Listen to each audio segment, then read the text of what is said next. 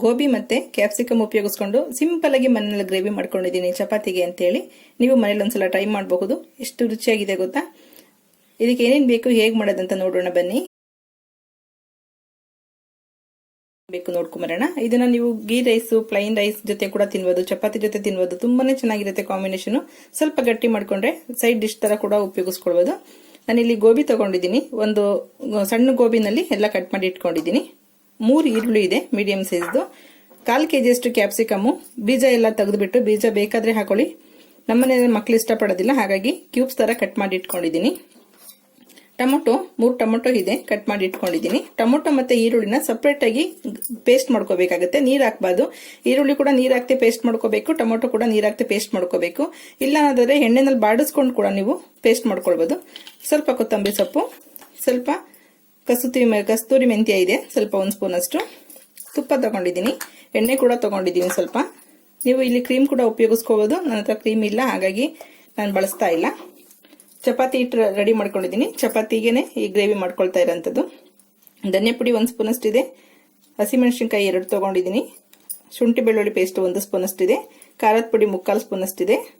ಜೀರಿಗೆ ಪುಡಿ, ರೋಸ್ಟೆಡ್ ಜೀರಿಗೆ ಪುಡಿ 1/4 ಸ್ಪೂನ್ ಅಷ್ಟಿದೆ. ಗರಂ ಮಸಾಲ 1/4 ಸ್ಪೂನ್ಗಿಂತ ಸ್ವಲ್ಪ ಕಮ್ಮಿನೇ ಇದೆ. ಉಪ್ಪು ರುಚಿಗೆ ತಕ್ಕಷ್ಟು. ನೀರ್ ಬೇಕಾಗುತ್ತೆ 1/4 ಲೀಟರ್. ನಾವು ಈರುಳ್ಳಿ ಮತ್ತೆ ಟೊಮೊಟೊ ಪೇಸ್ಟ್ ಮಾಡ್ಕೊಳ್ಳೋಷ್ಟರಲ್ಲಿ ಈ ಗೋಬಿನ 3 ನಿಮಿಷದಷ್ಟು ಕುದಿಯೋದಕ್ಕೆ ಇಡೋಣ. ಈ ಗೋಬಿಗೆ ಸ್ವಲ್ಪ ಹಳದಿ ಪುಡಿ, ಸ್ವಲ್ಪ ಉಪ್ಪು, ಸ್ವಲ್ಪ ನೀರು ಹಾಕ್ಬಿಟ್ಟು 3 ನಿಮಿಷದಷ್ಟು ಕುದಿಯೋದಕ್ಕೆ ಬಿಟ್ಬೇಕು. ಅದು ಕುದ್ದಾದ್ಮೇಲೆ ಅದನ್ನ ಸೋರಿಟ್ಕೋಬೇಕಾಗುತ್ತೆ.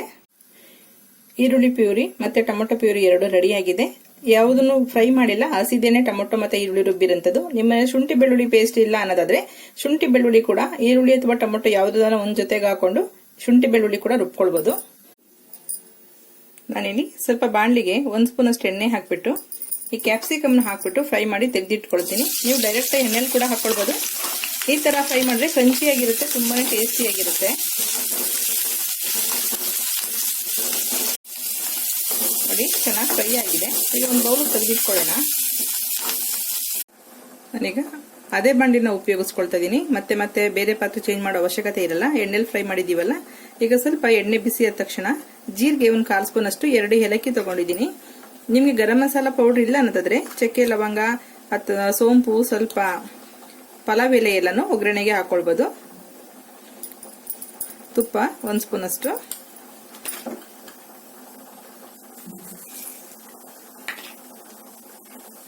ಜೀರಿಗೆ ಸ್ವಲ್ಪ ದಪ್ಪ ಆದ ತಕ್ಷಣ ಈರುಳ್ಳಿ ಪ್ಯೂರಿ ಹಾಕೊಳ್ಳೋಣ. ಮೈ ಮೇಲೆ ಆರುತ್ತೆ ಇದು. ಸ್ವಲ್ಪ ನಿಧಾನಕ್ಕೆ ಹಾಕೊಳ್ಳಿ, ಸ್ಟವ್ ಸಣ್ಣ ಮಾಡಿಕೊಂಡು.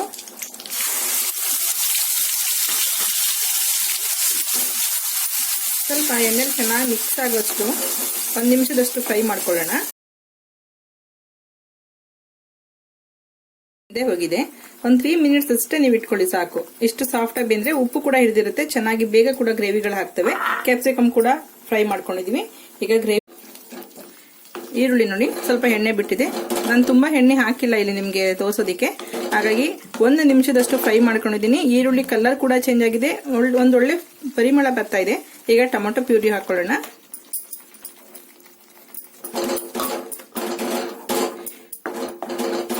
ನಾನಿಲ್ಲಿ 1 ಜವಾರಿ ಟೊಮೊಟೊ ತಗೊಂಡಿದ್ದೀನಿ, 2 ಜಾಮೂನ್ ಟೊಮೊಟೊ ತಗೊಂಡಿದ್ದೀನಿ. ಜವಾರಿ ಅಂದ್ರೆ ನಾಟಿ ಟೊಮೊಟೊ.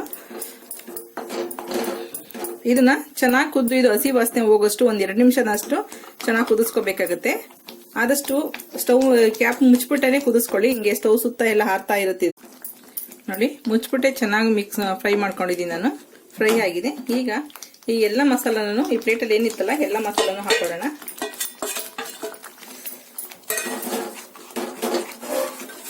ಈ ಈರುಳ್ಳಿ ಪೇಸ್ಟ್ ಮತ್ತೆ ಟೊಮೊಟೊ ಪೇಸ್ಟ್ ನಲ್ಲಿ ಮಸಾಲ ಸ್ವಲ್ಪ ಫ್ರೈ ಆಗಬೇಕು. 1 ನಿಮಿಷದಷ್ಟು ಫ್ರೈ ಆಗಲಿ. ಆಮೇಲೆ ನಾವು ಮಿಕ್ಕಿರಂತ ಐಟಮ್ಸ್ ಎಲ್ಲ ಹಾಕೊಳ್ಳೋಣ. ಫ್ರೆಂಡ್ಸ್, ನಾನು ಏನೇ ಮೆಥಡ್ ನಲ್ಲಿ ಮಾಡಿದ್ರು ಕೂಡ ನಿಮ್ಗೆ ಹೆಂಗ್ ಕಂಫರ್ಟಬಲ್ ಆಗುತ್ತೆ ಆ ರೀತಿ ನೀವು ಮಾಡ್ಕೊಳ್ಳಿ. ತೋರಿಸೋ ಇಂಗ್ರೀಡಿಯೆಂಟ್ಸ್ ನೇ ಉಪಯೋಗಿಸ್ಕೊಳ್ಳಿ. ನೀವು ಟೈಮ್ ಇದ್ರೆ ಇದನ್ನೆಲ್ಲ ಫ್ರೈ ಮಾಡಿ ಕೂಡ ಒಂದೇ ಸಲ ಹಾಕೊಳ್ಬಹುದು. ತುಂಬಾನೇ ಚೆನ್ನಾಗಿರುತ್ತೆ ಅದು ಕೂಡ. ಇದು ಸ್ವಲ್ಪ ಫ್ರೈ ಮಾಡೋ ತನಕ ಹಿಂಗ್ ಕಾಯ್ಬೇಕಾಗುತ್ತೆ, ಹಾಗಾಗಿ ನಾನು ಸಾಮಾನ್ಯವಾಗಿ ಫ್ರೈ ಮಾಡಿನೇ ಹಾಕ್ಬಿಡ್ತೀನಿ. ಈಗ ಇದೊಂದು ನಿಮಿಷದಷ್ಟು ಚೆನ್ನಾಗಿ ಕುದೀಲಿ. ನೋಡಿ, ಎಣ್ಣೆ ಬಿಡ್ತಾ ಬರ್ತಾ ಇದೆ ಇಲ್ಲೆಲ್ಲ ಸೈಡ್ ನಲ್ಲಿ. ಚೆನ್ನಾಗಿ 1 ನಿಮಿಷದಷ್ಟು ಮುಚ್ಚಿಟ್ಬಿಟ್ಟು ಮತ್ತೆ ಫ್ರೈ ಮಾಡ್ಕೊಂಡಿದ್ದೀನಿ ಮೀಡಿಯಂ ಫ್ಲೇಮ್ನಲ್ಲಿ. ಈಗ ಬೇಯಿಸಿರಂತ ಕಾಲಿಫ್ಲವರ್ ಹಾಕೊಳ್ಳೋಣ, ಕ್ಯಾಪ್ಸಿಕಮ್ ಕೂಡ ಹಾಕೊಳ್ಳೋಣ. ಎರಡನ್ನು ಚೆನ್ನಾಗಿ ಮಿಕ್ಸ್ ಮಾಡಿ. ನಿಮಗೆ ತುಂಬ ನೀರೇನಾದ್ರು ಬೇಕು ಅನ್ನೋದಾದ್ರೆ ನೀರು ಹಾಕೊಳ್ಬೋದು, ಅಥವಾ ಗಟ್ಟಿನೇ ಇಷ್ಟಪಡ್ತೀವಿ ಹಿಂಗೆ ಡ್ರೈ ಚೆನ್ನಾಗಿರುತ್ತೆ ಅನ್ನೋದಾದ್ರೆ ಹೀಗೆ ಕೂಡ ಸಿಮ್ ಮಾಡಿ ಸಿಮ್ನಲ್ಲಿ 1-2 ನಿಮಿಷದಷ್ಟು ಫ್ರೈ ಮಾಡ್ಕೊಳ್ಳಿ. ಯಾಕೆಂದ್ರೆ ಎಲ್ಲ ಬೆಂದಿರೋದ್ರಿಂದ ಕ್ಯಾಪ್ಸಿಕಮ್ ಕೂಡ ಫ್ರೈ ಆಗಿದೆ, ಕಾಲಿಫ್ಲವರ್ ಕೂಡ ಸ್ವಲ್ಪ ಬೆಂದಿದೆ, ಹಾಫ್ ಬಾಯ್ಲ್ ಬೆಂದಿದೆ, ಒಂದು 80% ಬೆಂದಿದೆ ಕಾಲಿಫ್ಲವರ್. ಬೇಗ ಕೂಡ ಸಾಫ್ಟ್ ಇರೋದ್ರಿಂದ ಬೇಗ ಬೇಯುತ್ತೆ ನೋಡಿ. ನಿಮಗೆ ಡ್ರೈ ಬೇಕಾದ್ರೆ ಡ್ರೈ ಮಾಡ್ಕೊಳ್ಳಿ, ಸ್ವಲ್ಪ ಗ್ರೇವಿ ಬೇಕಂದ್ರೆ ಗ್ರೇವಿ ಮಾಡ್ಕೊಳ್ಬೋದು. ನಾನು ಸ್ವಲ್ಪ ನೀರು ಹಾಕೊಳ್ತೀನಿ, ಒಂದು 50 ml ಅಷ್ಟು ನೀರು ಹಾಕೊಳ್ತೀನಿ, ಸಾಕಾಗುತ್ತೆ. ನೀವು ಇದಕ್ಕೆ ಕ್ರೀಮ್ ಕೂಡ ಉಪಯೋಗಿಸ್ಕೊಳ್ಬೋದು, ಅವಾಗಲೇ ಹೇಳ್ದಂಗೆ.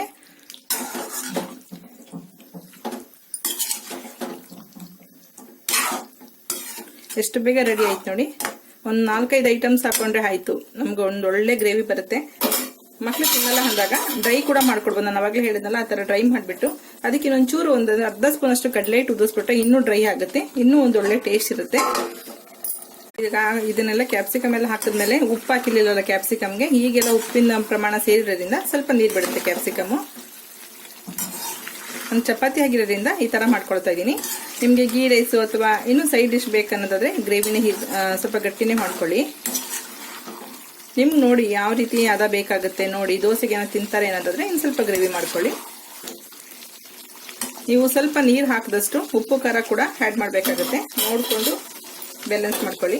ನಾನು ಕಸ್ತೂರಿ ಮೆಂತ್ಯ ಐತಲ್ಲ ಕೊನೆ ಹಾಕೊಳ್ತೀನಿ, ಹಸಿಮೆಣಸಿನ್ಕಾಯಿ ಹಾಕೊಳ್ತೀನಿ. ಈಗ ರೆಡಿ ಆಗಿದೆ ಗ್ರೇವಿ. ಕೊತ್ತಂಬರಿ ಸೊಪ್ಪು, ಕಸ್ತೂರಿ ಮೆಂತ್ಯ,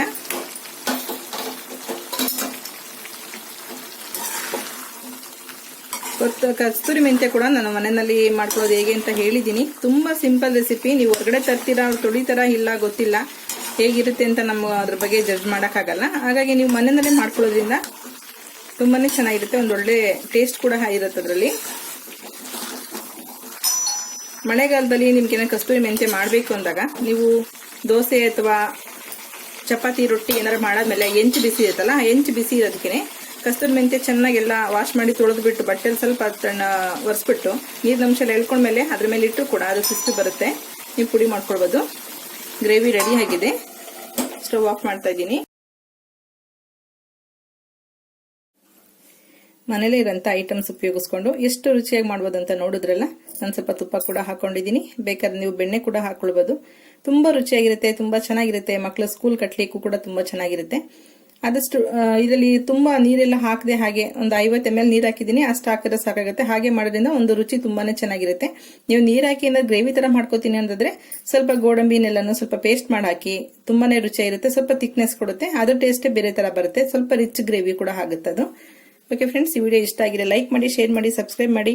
ನಿಮ್ಮ ಅಭಿಪ್ರಾಯ ಅನಿಸಿಕೆಗಳೇನಾದ್ರೂ ಇದ್ರೆ ಕಾಮೆಂಟ್ ಬಾಕ್ಸ್ ಅಲ್ಲಿ ಹಾಕಿ. Okay, bye, thank you.